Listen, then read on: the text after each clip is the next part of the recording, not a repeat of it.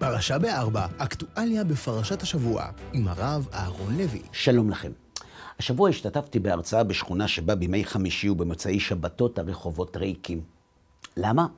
כי התושבים שמתגוררים שם שבעים, וידוע שלאנשים שבעים יש זמן, וכשיש זמן אפשר לדאוג, ובגלל שהם מודאגים, הם יוצאים להפגין בהמוניהם בימי חמישי ובמוצאי שבתות, וגם לוקחים איתם את הילדים כדי שתהיה להם גרסא דינקותא. ולכן, בגלל שהם בהפגנה בימי חמישי ובמוצאי שבתות, הרחובות בשכונה שלהם ריקים.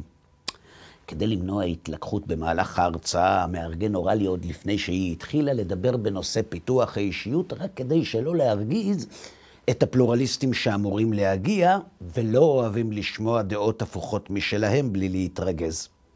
אז חברים, כשסיימנו לפתח את עצמנו ואת הקונסנזוס, מישהו הרים את היד, אמר שקוראים לו עומרי ושיש לו בקשה. אשמח לדעת, הוא אמר לי, מה דעתך על המהפכה המשפטית שהנציגים שלך מבקשים להעביר בכנסת? ואז לפני שעניתי, באתי לכיוונו של המארגן, כדי שיאמר לי אם מותר לי לענות או לא, אלא שהוא היה לחוץ מדי כדי לסמן לי אם להחליף נושא. להם הוא הרי לא אמר מה לא לשאול, הם הרי לא דתיים, והרי ידוע שרק לדתיים אפשר לומר בשם הפלורליזם על מה לדבר ובעיקר על מה לא, ולו בשל העובדה שדתיים לא יכולים להאשים בהדתה, או בכפייה, או בסתימת פיות. בגלל שהמארגן לא ענה, עניתי במקומו. לפני שאני מציג בפניך את דעתי, אמרתי לעומרי, מעניין אותי לדעת איך אתה יודע מי הנציגים שאני בחרתי לכנסת. נו באמת, אהרון, אמר לי עומרי, אתם הרי לא בוחרים במי שאתם רוצים, אצלכם הרבנים מחליטים במי לבחור, אצלכם לא מחליטים לבד כמו אצלנו. יכול להיות, אמרתי לו, אלא שגם אתם לא מחליטים לבד מי יהיו הנציגים שלכם. תגיד לי, עומרי, האם אתה בחרת את הנציגים של המפלגות הדמוקרטיות שלהם הצבעת, או שמועצת החכמים שלהם קבע מי הם יהיו? כשאתה צועק בהפגנה דמוקרטיה, אתה מתכוון שאתה בעד המפלגות הדמוקרטיות שלא אפשרו לך להחליט מי יעמוד בראשם וינאם בהפגנה למען הדמוקרטיה? נכון, עומרי, אמרתי לו, אנחנו הדתיים באמת לא מחליטים לבד, אלא שגם אתה לא. ההבדל בינינו הוא רק בהחלטה מי יחליט בשבילנו. מועצת חכמים שמורכבת מהרבה רבנים, או ממועצת מפלגה שבה היושב ראש הוא גם החבר, גם המבקר וגם המחליט. ההבדל בינינו הוא רק שאנחנו שומעים לגדולי התורה, ואתה שומע לגדולי הלוחמים, הסופרים, ההייטקיסטים או הרופאים. נכון, אמר לי עומרי, מה אתה מזלזל? אני ממש לא מזלזל, אמרתי לו. אם היינו עוסקים בענייני רפואה, עומרי, או מחשבים, או ביטחון, ברור שהיינו צריכים להתחשב בדעתם של מומחים, זה הרי המקצוע שלהם. אבל אולי תסביר לי, עומרי, מה הקשר בין רפואה לדמוקרטיה? למה מי שמבין במלחמות, כבאות, מחשבים או תברואה, מבין בערכים יותר ממך וממני? זה ההבדל בין המועצות, עומרי, אמרתי לו. במועצה שלך לא מבינים יותר ממך, ובשלי כן. אצלנו הגדולים הם אלה שלמדו תורה יותר ממני, ואצלך הגדולים הם אלה שלא מבינים יותר ממך, ובכל זאת נלחמים בתורה שלמדו אלה מהמועצה שיודעים תורה יותר ממני. שאצלנו הדעה מעוצבת על פי בית המדרש, ואצלך על פי בית המשפט. ועכשיו עם יד על הלב, עומרי, אם אתה באמת מחליט לבד, בשביל מה הגדולים שלך מופיעים בתקשורת כדי להסביר לך עד כמה הרפורמה מסוכנת? הם הרי לא משפיעים על הדעה שלך. אלא שאם זה נכון והם לא משפיעים, אולי תסביר לי איך זה קורה שכל עובדי ההייטק הגיעו לאותה מסקנה למרות שהיא לא קשורה לתכנות? איך זה שהרופאים, המילואימניקים, הטייסים, ראשי הממשלה הכושלים, הרמטכ"לים, ראשי המוסד והשב"כ ואפילו אנשי אקדמיה שדוגלים בפלורליזם פתאום מדברים בכל אחד וחושבים אותו דבר? איך זה שכלי התקשורת שקידשו את הגיוון פתאום מדברים באותו קול? תגיד, זה במקרה? מה פתאום קמו מאות אלפי אנשים בבוקר והחליטו אותו דבר? לא נראה לי, עומרי. החרדים יודעים יותר טוב מכולם, שאם כולם חושבים אותו דבר, זה רק בגלל שכולם שומעים למישהו אחד שאומר להם מה נכון ומה לא. אלא שאצלנו לאנשים האלה קוראים רבנים וגדולי תורה, ואצלך קוראים להם שופטים, טייסים או רמטכ"לים. אצלנו קוראים לזה דעת תורה, ואצלך קוראים לזה דעת בני אדם. אתה, עומרי, בחרת להישמע לדעתם של אנשים שחשובים בעיניך בגלל התפקיד שהם מילאו. ואני בחרתי להקשיב לאלה שחשובים בגלל התורה שהם למדו. לכן כשאתה שואל מה דעתי על הרפורמה, אומרי, אתה לא באמת מתכוון לשאול מה דעתי. אתה בעצם רוצה לדעת מה דעת רבותיי שאתה מעריך ובצדק, שעומדת בסתירה לדעת רבותיך. אלא שכיוון שאתה לא מסכים עם מה שאני אומר, ואתה עדיין כנראה חושב שאתה כן מחליט לבד, ושאת הדעה שלך אתה מעצב בעצמך, אני אשמח אם קודם תלמד אתה אותי מה דעתך על הרפורמה, ואחר כך אני אומר לך מה חושבים עליה אלה שמעצבים את הדעה שלי. שמחה, אמר לי עומרי, יש לי דעה מגובשת בעניין, ובשונה ממה שאתה חושב, דווקא גיבשתי אותה לבד. אני, אהרון, נגד המהפכה המשפטית, כי אני מאמין שבית המשפט הוא החומה האחרונה שמגינה על מדינת ישראל ממדינה דמוקרטית שתהפוך למדינת הלכה. ואני נגד ההלכה, אהרון, ובעד הדמוקרטיה, ולא מתבייש להגיד את זה. תגיד לי, עומרי, שאלתי אותו, אתה באמת מאמין למה שאתה אומר? אתה מאמין שהרוב שבחר את חברי הכנסת באמת מעוניין להפוך את מדינת ישראל למדינת הלכה? מילא החרדים, אבל חילונים, שהם ירצו מדינת הלכה, מה נראה לך שהם יצביעו נגד עצמם? טוב, אמר לי עומרי, הם אולי לא מעוניינים במדינת הלכה על מלא כמו החרדים, אבל הם בהחלט בעד שהמדינה תהיה יותר יהודית. אלא אהרון, שאם היא תהיה יותר יהודית, היא תהיה פחות דמוקרטית, ואני הרי כבר אמרתי לך שאני בעד הדמוקרטית, לכן אני נגד היהודי. זה בסדר, אמרתי לו.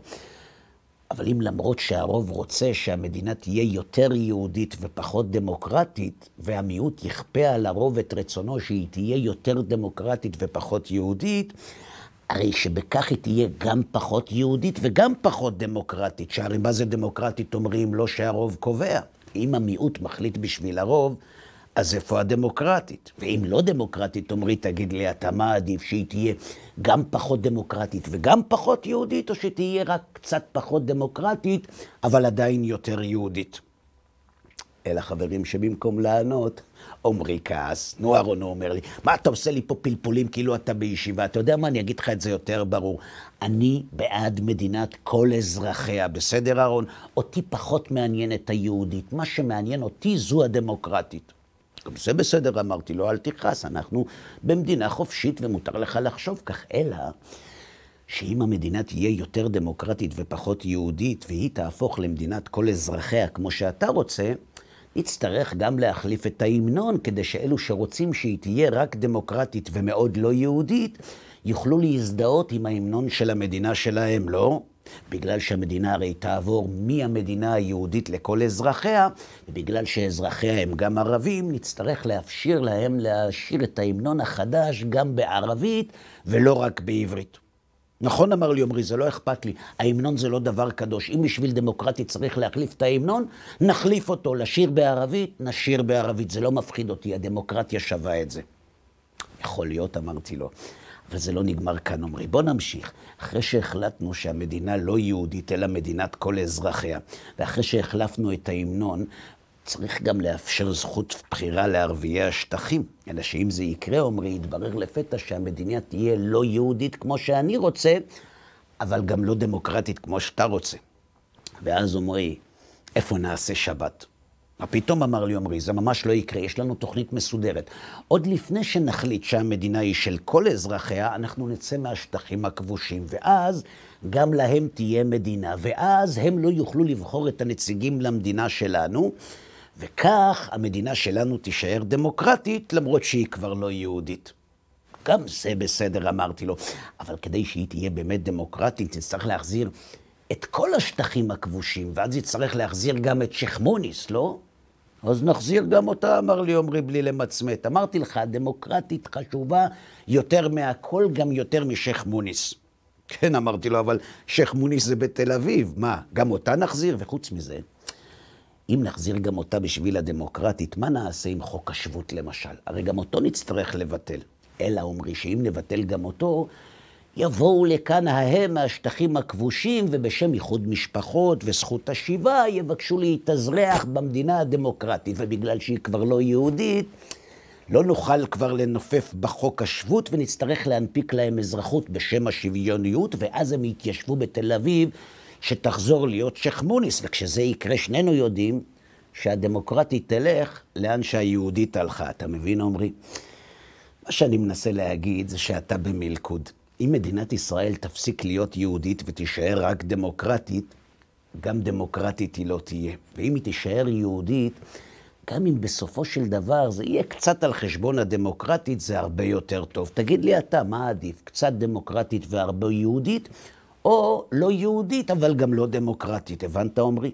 מה שאתה בעצם רוצה, זה שהחרדים והדתיים ימשיכו בשם היהודית לשמור על הדמוגרפיה של המדינה, כדי שאתה בשם הדמוקרטית תוכל להגביל את הדתיים והחרדים, כדי שהמדינה תישאר דמוקרטית, אבל לא יהודית. ולא צריך להיות חכם גדול כדי להבין שזה ממש לא דמוקרטי ובטח לא שוויוני. הבנת אותי, עומרי? אי אפשר להגיד ככה ולעשות ככה. זו מדינת ישראל, עומרי, לא מדינת ישראבלוף. אבל אל תדאג, עומרי, אמרתי לו, אתה לא אשם. ככה זה כשקובעים את הערכים לפי הצרכים. ככה זה עובד כשפתאום אנחנו מגלים שהפרשנות שלנו לערכים משתנה לפי הצרכים, וזה מה שיוצר את הבעיה. למה בעיה? כי צרכים מגיעים מהלב, וערכים מהשכל, ולכן כשהשכל מתחיל לחשוב, פתאום מתברר לו שהערכים שלו מתאימים את עצמם ללב, וזה עושה לשכל לא טוב בכלל, וכשלא טוב לשכל, אין לו איך לענות. הבנת, עומרי? ככה זה כשאין סמכות ברורה. ויש לי גם הוכחה לכך, והיא מופיעה בפרשת השבוע. פרשת ויקרא, התורה פותחת בפסוק, ויקרא אל משה, וידבר השם אליו מאוהל מועד לאמור, דבר אל בני ישראל ואמרת עליהם, אדם כי יקריב מכם קורבן להשם, מן הבהמה, מן הבקר ומן הצאן, תקריבו את קורבנכם. שאלת את עצמך, עומרי, למה הקדוש ברוך הוא לא ציווה את משה בהר סיני את כל המצוות? למה הוא קורא לו לאוהל מועד כל פעם שהוא מעוניין ללמד את עם ישראל מצווה חדשה? וחוץ מזה, למה המצווה הראשונה שהוא מלמד אותו באוהל מועד לעיני בני ישראל, היא דווקא את דיני הקורבנות ולא מצוות אחרות? והתשובה פשוטה. בציווי הקורבנות התורה מאלצת אותנו להחליט מי במרכז, עומרי, הרצון שלנו או הרצון של השם. לכן המצווה הראשונה שנאמרת למשה במשכן לעיני בני ישראל היא, אדם כי יקריב מכם קורבן להשם, כדי ללמד שלא הקדוש ברוך הוא מקריב לנו, אלא אנחנו לא. שלא הוא צריך את הקורבנות שלנו, אלא אנחנו צריכים אותם. למה? כדי שנזכור תמיד שלא הרצון שלנו במרכז, אלא רצון השם. שלא הוא מקריב לנו, אלא אנחנו לא. ואז כשזה יהיה ברור לנו, תהיה בידינו האפשרות להכריע בשאלה מה עושים כשהרצון שלנו מתנגש ברצון שלו. מצוות הקורבנות ניתנה לנו כדי שלא נתבלבל, כדי שלא פעם נחליט ככה ופעם אחרת, ובעיקר כדי שהלב לא ימריד אותנו כנגד הערכים של השכל. לכן גם הקדוש ברוך הוא לא ציווה את משה בהר סיני את כל המצוות, אלא קורא לו פעם אחר פעם לאוהל מועד. למה? כדי שעם ישראל יראה בעיניים שאפילו משה לא מחליט לבד, שאפילו השופט העליון של עם ישראל כפוף לקדוש ברוך הוא. עכשיו, עומרי, תחליט אתה את מי אתה מעדיף. את מי שלמרות שהוא שופט עליון יש מישהו מעליו, או את זה שבגלל שהוא שופט עליון אין מעליו אף אחד. את השופט שכשהוא טועה הוא מביא קורבן, או את זה שאף פעם לא טועה. ולמה אתה חושב שהשופטים אף פעם לא טועים? שאל אותי, עומרי, הרי זה לא סוד שהמחוזי לפעמים מבטל החלטות שגויות של השלום, ושהעליון לא פעם גם ביטל החלטות של המחוזי. בדיוק בגלל זה אמרתי לו, אם העליון מבטל החלטה של שופט מחוזי, זה אומר ששופטים טועים. אלא שאם שופטים טועים, ברור שגם שופטי העליון יכולים לטעות, שהרי גם הם שופטים. הבעיה היא שאת הטעות של השופטים המחוזיים יש מי שיתקן, אבל את אלו של אלה שמתקנים אותם כשהם טועים, אין מי שיתקן. למה אין? כי אין מעליהם אף אחד. כי אין להם אוהל מועד, עומרי. לכן כשאתה יוצא להפגנה לצעוק דמוקרטיה בושה, תחשוב רגע מה אתה באמת מעדיף. מדינה שבה השופטים טועים ויש מי שיתקן אותם, או במדינה שבה אין מי שיתקן את השופטים, כי הם אף פעם לא טועים. שבת שלום. פרשה ב4, אקטואליה בפרשת השבוע, עם הרב אהרון לוי.